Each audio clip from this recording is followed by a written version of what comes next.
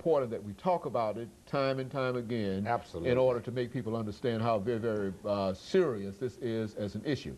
And of course, you've done an excellent job for us in terms of bringing us all kind of information in reference to this issue.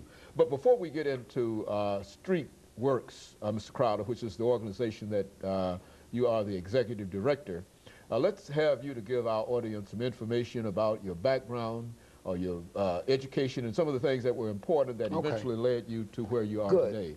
Absolutely.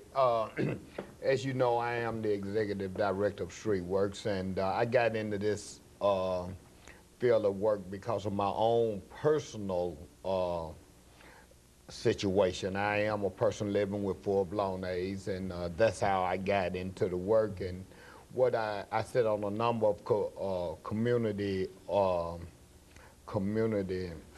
forums, and what I realized was there was a gap in services.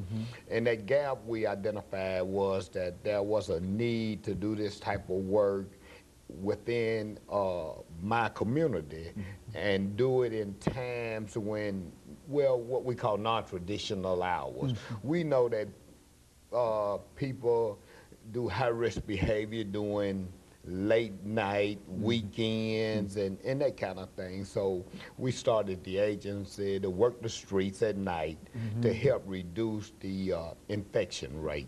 And that's how I got into it.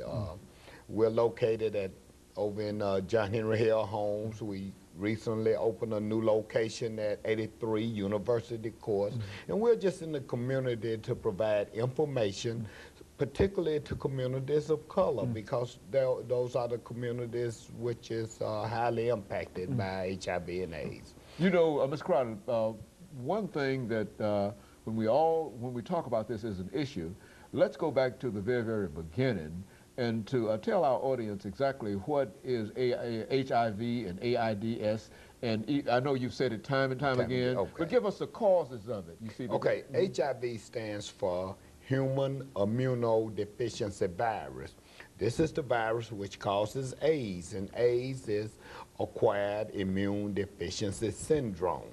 Now, there are 3 ways in which a person gets infected with HIV.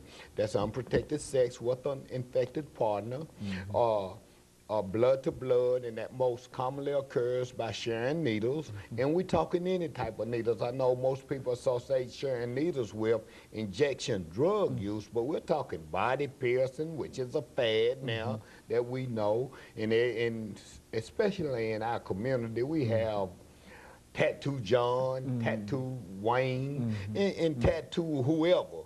And they can get HIV that way. And the only other way is mother to child. You can be born with it. Those are the only 3 ways you can get it. Then you have 4 body fluids which transmit HIV, which is semen, breast milk, blood, and vaginal fluids. And you have to get one of those fluids of an infected person into your body. Those are the only ways you can get it.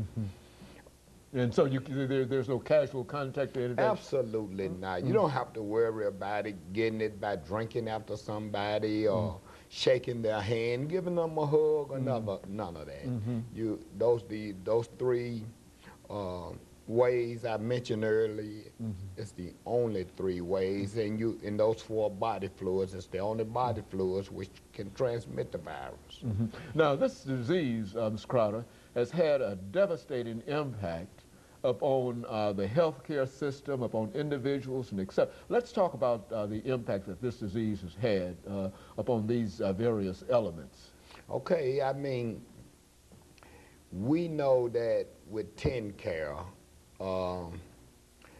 I'm thinking that it has a very devastating impact upon the healthcare system, and we can talk about that a little bit more after the commercial break, because I know it's time for a commercial break. And you know that I don't have any problems interrupting you with it, etc. But we are scheduled to come up for one within the next few seconds.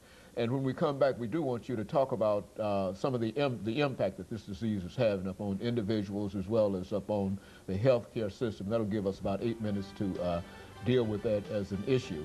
Of course, we'll be back with our audience following this very, very short commercial break.